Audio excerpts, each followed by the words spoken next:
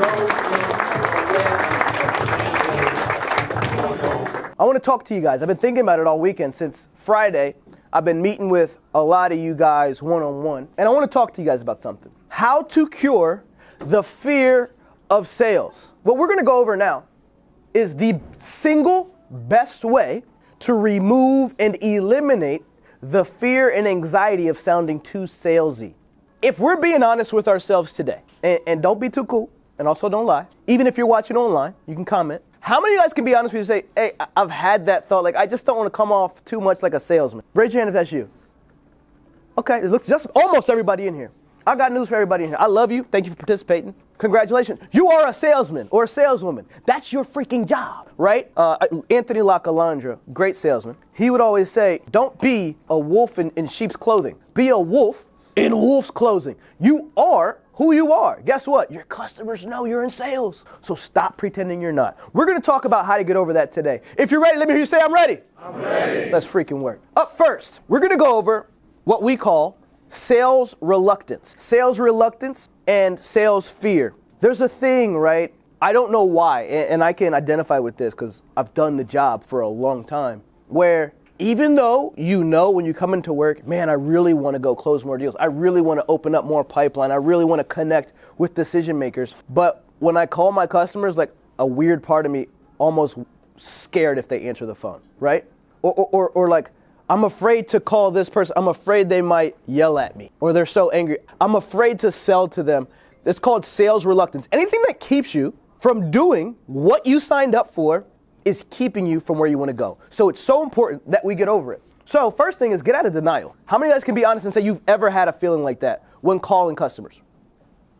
Yeah, me too. So let's dig into it. All right, so the first thing, I want to tell you guys a story. You guys remember studying for the permit test and then the weird laws and all the stuff? You got to make sure you're ready for it. In Pennsylvania, you can get your license at 16. I don't know what the rules are everywhere else. That's where I grew up.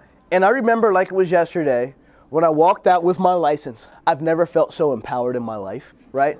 I don't care what you're talking about, Dad. I'm out of here. I'm driving to Turkey Hill, which is a gas station. I always look, hey, you guys need anything from the grocery store? I'll be right, I can go get it, no problem. But there's a point, and there's like this point when you get behind the wheel of a car for the first time. Anybody remember the feeling the first time you ever drove on the highway? Anybody remember? Scary, right? Scary. Hey, yo, you say you was what? Hey, for everyone who didn't hear that, there's a man in here who said his first time driving on the highway was 13. Golly. I just want to thank God that you're still here with us. Holy smokes. Anyway, there's this fear, right? The first time getting on the highway. I remember like it was yesterday. My first day driving with my permit. I didn't have my license. My dad was like, yep, we're going on the highway. I'm like, Dad, are you sure? Yeah, we're going on the highway. I think the point of it is, could you imagine what life would be like if you allowed that fear of getting on the highway to keep you from getting places fast? Could you imagine how long it would take you to get to work? Some of y'all got an hour commute now with the highway. What would it look like if you didn't and you just took back roads because you let that fear keep you from jumping on 95? And it is crazy. I'm here to tell you that that same fear and how ridiculous it sounds to never drive on a highway, it's just as ridiculous to allow the fear of calling customers who may be angry, the fear of calling decision makers because I don't know what to say to them, the fear of calling your customers, or the fear, the sales reluctance, or talking to decision makers. If you allow that fear to hold you back, it's just as ridiculous. You know why? None of us were forced to join here. None of us were forced at gunpoint to sign up for sales. We're the crazy people who signed up for it willingly. Since we signed up for it, I believe that the single reason anybody ever signs up for sales is one thing. What is that one thing? To get freaking paid. And as long as we allow something so trivial as like driving on the highway or doing the single thing we signed up for, calling our customers, to get in our way, it's going to slow us down. There's people, there's account managers in this room. There's salespeople watching online. We'll only call customers who we know we have a good relationship with. Oh, we only call like really, really hot leads, right? If we're honest with ourselves, we looked at the book. I had one-on-ones. There's like a list of customers we don't call. Oh no, this account's dead. It's not dead. It's not freaking dead. Call them. We looked at the call reports. And yeah, we're dialing our required number of KPI dials sometimes, but we're calling the same like 8 customers. Do you realize that's slowing you down? That's just as ridiculous as not getting on the highway. You got to pick up the phone and call them. The only way you win is reach and frequency. Somebody say reach. Reach. Reach and frequency. Reach means how many people how many accounts you're touching, and then frequency is how often. If you think you're doing yourself a service by only talking to your hottest leads, your closest customers, you're not. You gotta break into the ones that are hard. The only way to do it is picking up the freaking phone. I'm telling you, the deals, right? Some of you guys want that car.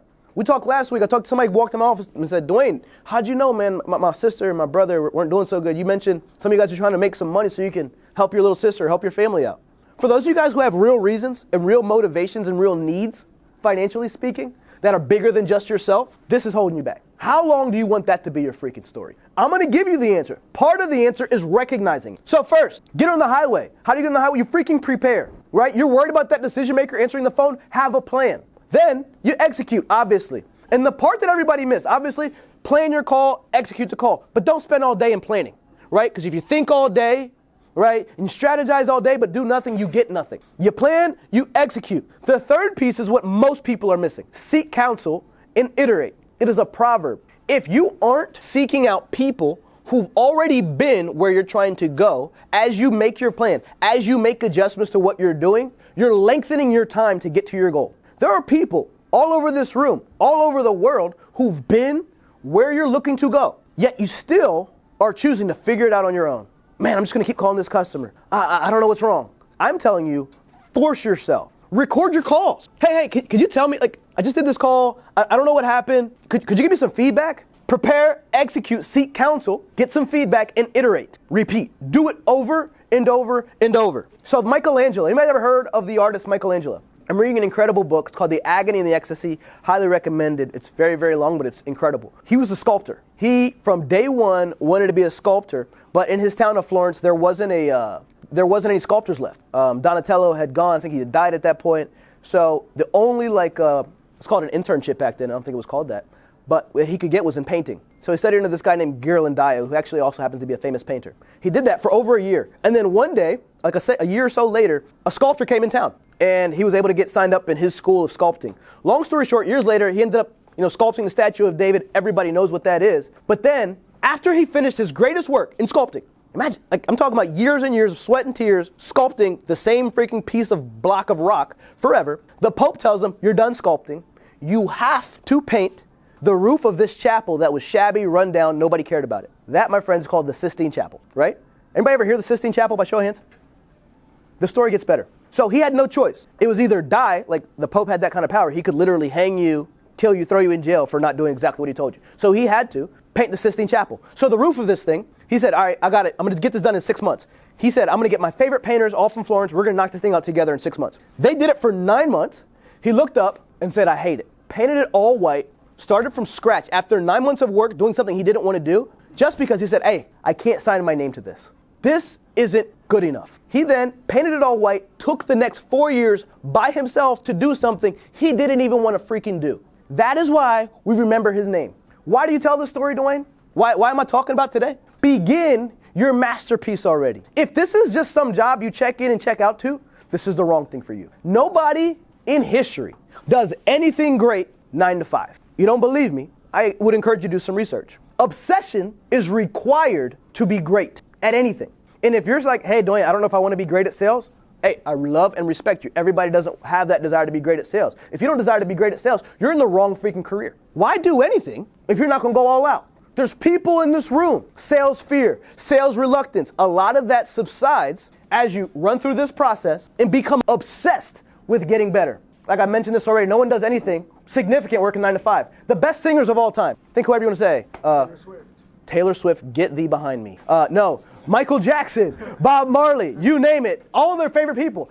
Best painters, Michelangelo. Best business moguls, Elon Musk, Jeff Bezos. These guys would sleep on their factory floors. If you think you're just going to come in here, check in at 8:30, leave, and go and live your life and expect to do something great here, you're wrong. Some of you guys are so talented, you can do decent that way. But if you're here to be decent and not make life-changing money, you're here for the wrong freaking reason. And I would encourage you to take the elevator downstairs and never come back up. I'll hang out with you on the weekend. For real. Why do anything if you're not going to be great?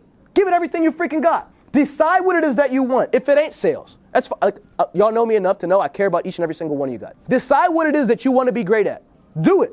Make the decision or decide this ain't it. But as long as this is the thing you want to be great at, you've got to be willing to put in the effort and the mental reps required to get better. So the last thing I'm closing with is how do you cure it once and for all? P plus R equals F cubed, right? P is patience. There's no shortcuts. I think because I'm a TikTok user, right? I like the shorts on YouTube. We're so used to getting that instant gratification. Some of us have never sucked at anything long enough to get good.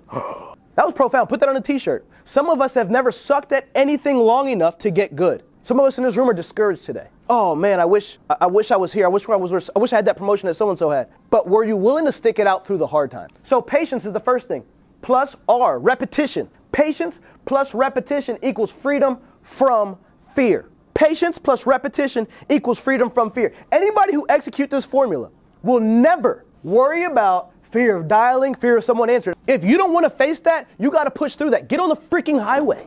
Today, I'm encouraging you guys, jump on the highway, call your customers, call that guy who cursed you out yesterday. I don't care. Let's solve problems. Let's be aggressive.